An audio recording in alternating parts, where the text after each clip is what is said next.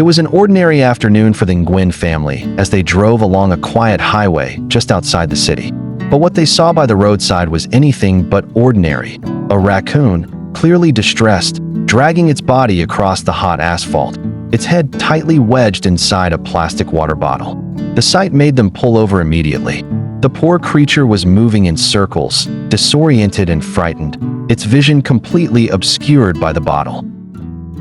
"It was heartbreaking to watch," said Mrs. Nguyen. "You could see it was tired, scared, and struggling to breathe."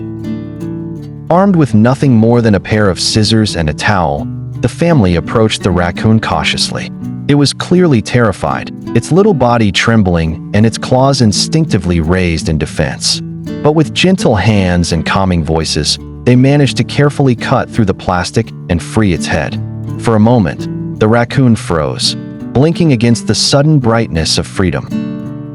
They had expected it to flee immediately into the nearby bushes, but instead, the animal stood still, breathing heavily, then looked up at them as if unsure what to do next.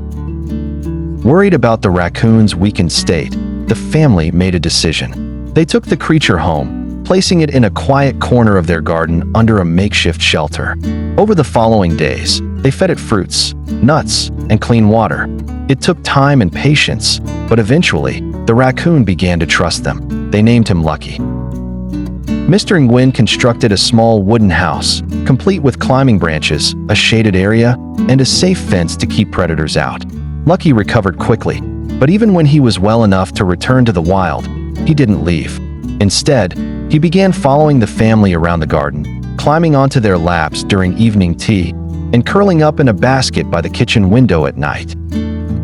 "It's like he knows we saved his life," said 10-year-old Len, who often reads bedtime stories aloud to him. "He's part of the family now." Wildlife experts advise caution when domesticating raccoons, as they can be unpredictable. But the Nguyen family have remained attentive and responsible, making sure Lucky has a suitable environment that respects his natural instincts while keeping him safe.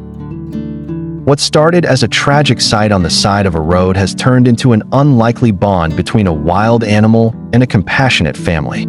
The plastic bottle that once threatened Lucky's life has been cleaned, labeled, and now sits on a shelf in their living room. A reminder of how one small act of kindness can change everything.